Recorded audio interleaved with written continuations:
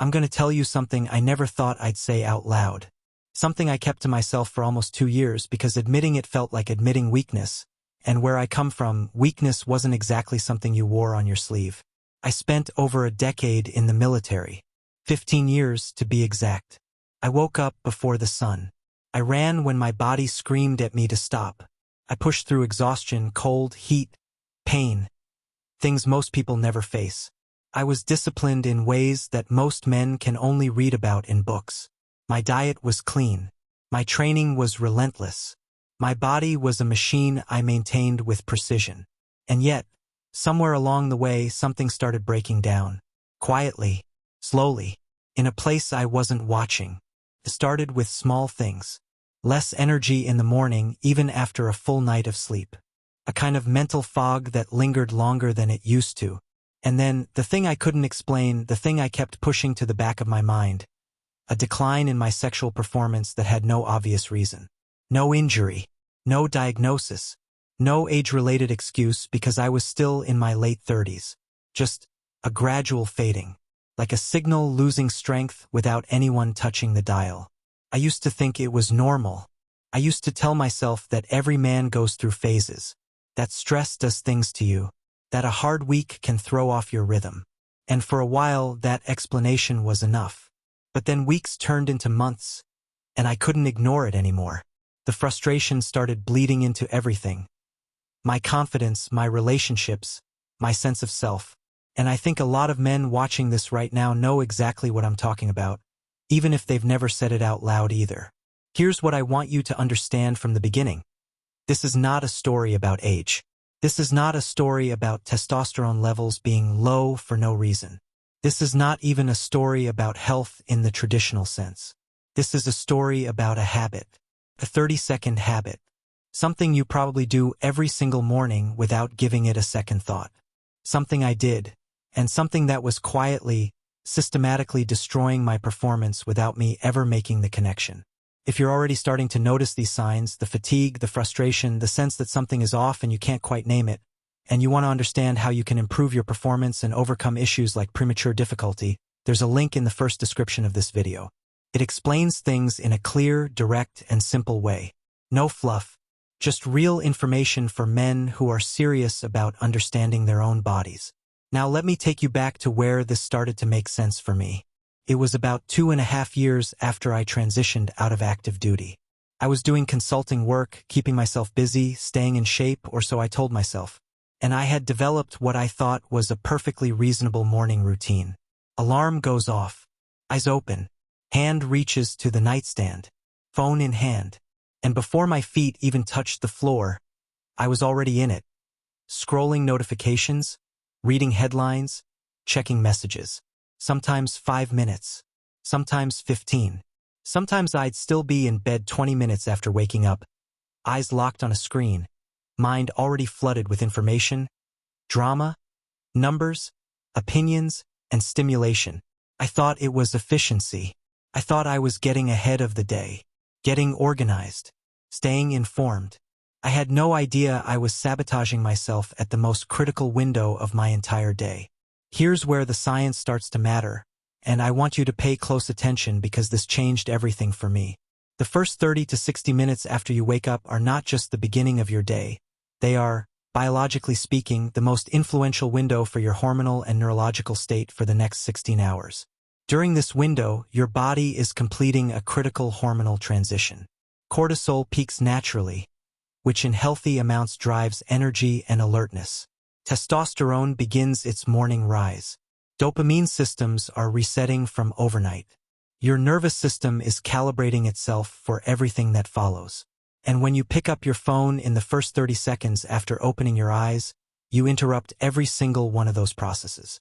Dr. Andrew Huberman, a neuroscientist at Stanford University who has spent years studying dopamine systems and behavioral neuroscience, has spoken extensively about what happens when the brain receives artificial dopamine stimulation first thing in the morning.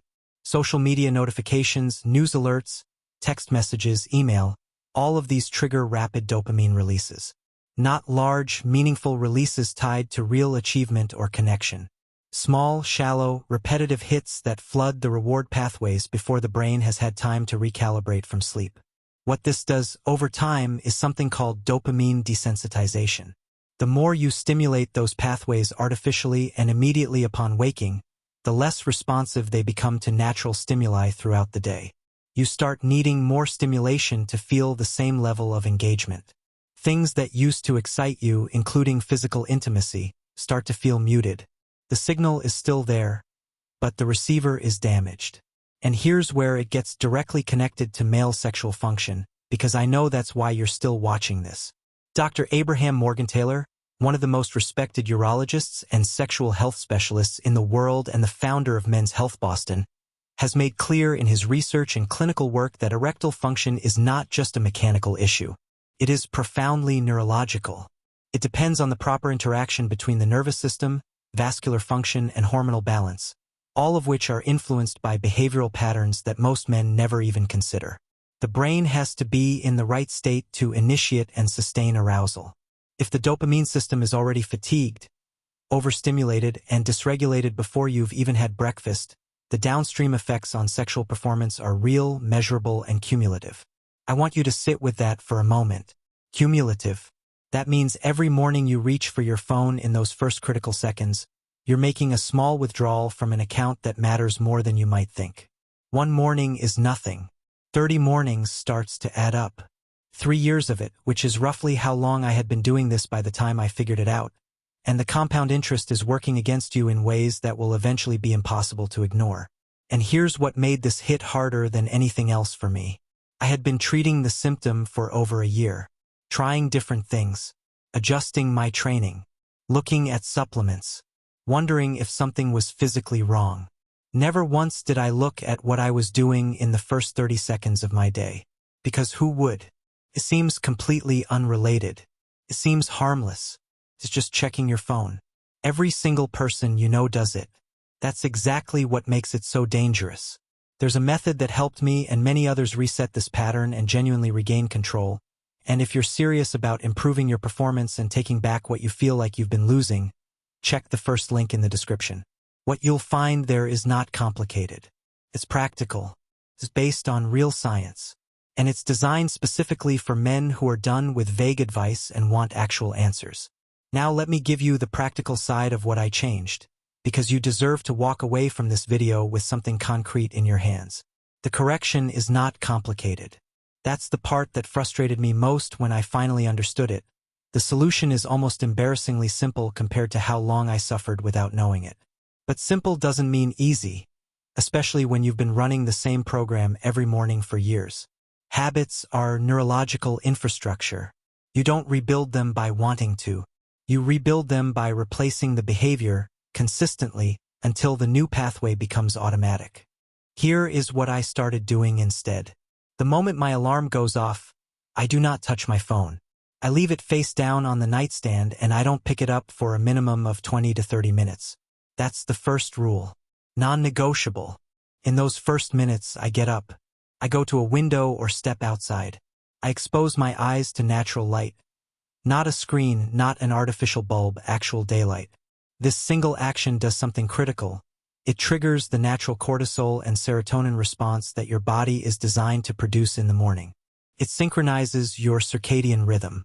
It tells your brain that the day is beginning and that the systems responsible for energy, mood, and yes, sexual function should activate properly. The second thing I do is hydrate immediately. 6 to 8 ounces of water within the first 5 minutes of being awake. After 6 to 8 hours without fluid intake, your blood is thicker, circulation is sluggish, and the vascular function that erectile response depends on is operating at a deficit. Hydration is not a detail. It's infrastructure.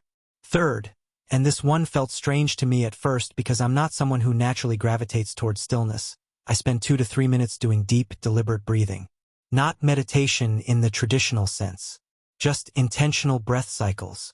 Inhale for 4 seconds, hold for 4, exhale for 6.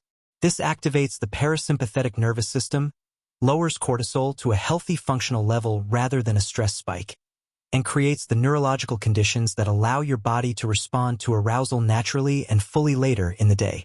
And then, before I touch any screen, before I check any message, before I engage with any external demand, I do some form of light physical movement. Doesn't have to be a workout. 10 minutes of walking. A set of bodyweight exercises. Stretching with intention. Something that sends a signal to your entire system. I'm here, I'm present, and we're operating on my terms this morning. What happened after I started doing this consistently was not overnight. It wasn't a miracle.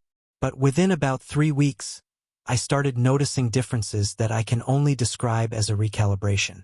More energy in the morning. Less mental noise. A return of something I had been missing for a long time. A natural drive, a natural presence, a natural responsiveness that I had slowly lost without realizing I was the one who turned it down. Dr. Huberman describes this as protecting your dopamine baseline, keeping your reward system sensitive to real, meaningful stimulation by not depleting it with artificial, rapid-fire triggers before your brain has properly come online. When you protect that baseline in the morning, everything that follows in your day, including your sexual performance, operates from a position of neurological health rather than neurological debt.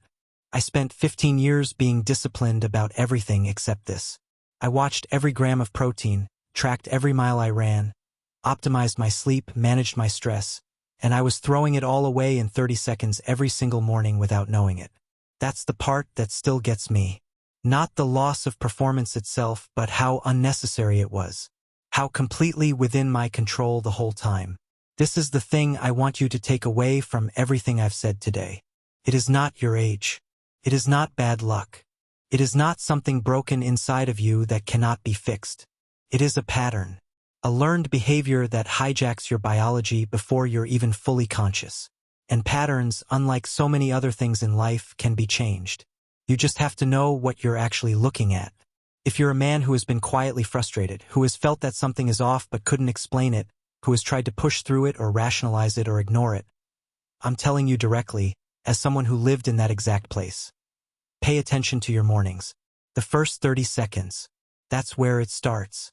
That's where it can be fixed. I'll be back with more. There's much more to this story, and I'm not done sharing it. If this hit close to home, if something in what I said tonight felt like I was describing your life, then don't let this be the last conversation we have. Subscribe to this channel. Hit that bell. Because the next video is going to go even deeper into the specific biological mechanisms, into other habits that compound this problem, and into the full picture of what it actually takes to reclaim your performance and your confidence as a man. This content exists because too many men are suffering in silence over something that has a real explanation and a real path forward. You don't have to stay there. I didn't, and you won't either.